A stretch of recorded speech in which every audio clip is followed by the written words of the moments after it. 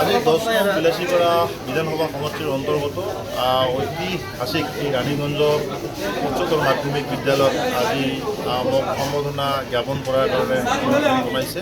এই ৰাণীগঞ্জ অঞ্চল মোৰ নিজৰ অঞ্চল, গতিকে এই ৰাণীগঞ্জ অঞ্চলৰ উচ্চতৰ মাধ্যমিক বিদ্যালয়ত আজি সম্বৰ্ধনা মোক ইয়াত সকলোৱে বিভিন্ন ৰাজনৈতিক অৰাজনৈতিক জাতি বৰ্ণ ধৰ্ম নিৰ্বিশেষে সকলোৱে আমাক চৰকাৰী বেচৰকাৰী সন্থাসমূহে ইয়াত যি সম্বৰ্ধনা জনাইছে, মই সকলোকে ধন্যবাদ কৃতজ্ঞতা জ্ঞাপন কৰিছোঁ।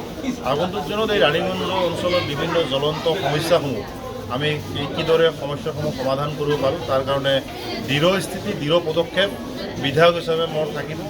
আৰু আজি বিদ্যালয়ে প্ৰাংগণত মই ইতিমধ্যে আহি দেখা পালোঁ যে অত্যন্ত যিহেতু গৰম, এই গৰমত আমাৰ আই মাতৃ ৰান্ধনীসকলে ৰান্ধি আমাৰ যি মিড ডে মিল খুৱায়, গতিকে ইয়াত মানে খৰিৰে ৰান্ধা মই দেখা পাইছোঁ, খবৰ পাইছোঁ। আৰু যাৰ কাৰণে মোৰ ফালৰ পৰা মই আজি LPG গেছ চোলা যিখিনি যাৱতীয় সামগ্ৰী মই প্ৰদান কৰাৰ প্ৰতিশ্ৰুতি প্ৰদান কৰিছোঁ। ৰান্ধনী ঘৰটো জৰাজীৰ্ণ অৱস্থাত আছে, মই বিধায়ক পুঁজিৰ ফালৰ পৰা এই ৰান্ধনীৰ যিখিনি আছে জৰাজীৰ্ণ গৃহটি মেৰামতি কৰাৰ কাৰণে মই আবণ্টন মোৰ ফালৰ পৰা বিধায়ক পুঁজি আবণ্টন দিয়াৰো মই আজি প্ৰতিশ্ৰুতি প্ৰদান কৰিছোঁ।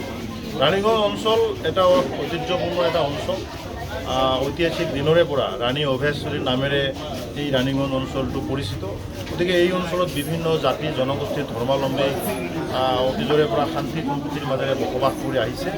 আগন্তুক দিনত সকলোৱে আমি সম্প্ৰীতিৰ মাজেৰে মিলা প্ৰীতিৰ মাজেৰে আমি এই অঞ্চলটো কিদৰে আগবঢ়াই লৈ যাব পাৰোঁ, আমাৰ ফালৰ পৰা আমাৰ যি পদক্ষেপ গ্ৰহণ কৰিব লাগে বিধায়ক হিচাপে মই এই পদক্ষেপ গ্ৰহণ কৰাৰ কাৰণে প্ৰতিশ্ৰুতিবদ্ধ। বিলাসীপাড়াৰ সমষ্টিবাসীয়ে মনত বৰ আশাৰে আপোনাক বিধায়ক হিচাপে নিৰ্বাচিত কৰিছে। আপুনি যিহেতু ইতিমধ্যে দেখিবলৈ পাইছোঁ যে বিভিন্ন ঠাইতে সম্বৰ্ধনা অনুষ্ঠান পাতিব দেখা গৈছে আৰু দাবীও উত্থাপন কৰিছে যে আমাৰ জ্বলন্ত সমস্যাসমূহ আপুনি কেনেধৰণৰ কৰিব বুলি আপুনি চাওক। সম্বৰ্ধনা মই পাতিব নকওঁ। সম্বৰ্ধনা আমাৰ ৰাইজ দল সংগঠন চৰকাৰী বেচৰকাৰী সন্থাসমূহে তেওঁলোকে নিজে নিজে পাতে, আমাক তাত আমন্ত্ৰণ জনায়।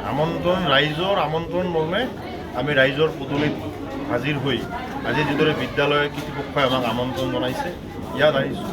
গতিকে নিৰ্বাচনৰ পূৰ্বে দিয়া প্ৰতিশ্ৰুতিসমূহ আমাৰ মাননীয় মুখ্যমন্ত্ৰী যিসমূহ প্ৰতিশ্ৰুতি দিছিল, আমিও ব্যক্তিগতভাৱে যিসমূহ প্ৰতিশ্ৰুতি প্ৰদান কৰিছিলোঁ, এই প্ৰতিশ্ৰুতি আখৰে আখৰে পালন কৰাৰ কাৰণে আমি আগন্তুক দিনত যৎপৰোনাস্তি প্ৰয়াস প্ৰচেষ্টা আমাৰ ফালৰ পৰা অব্যাহত থাকিব। যেহেতু দাবীও উত্থাপন কৰিছে আৰু দৃষ্টিও আকৰ্ষণ কৰিছে অনুষ্ঠান মই ক'লোঁ যে প্ৰতিটো জ্বলন্ত সমস্যা নিজৰ সমস্যা বুলি ভাবি আগন্তুক দিনত আমি আগবাঢ়িম। ঠিক আছে।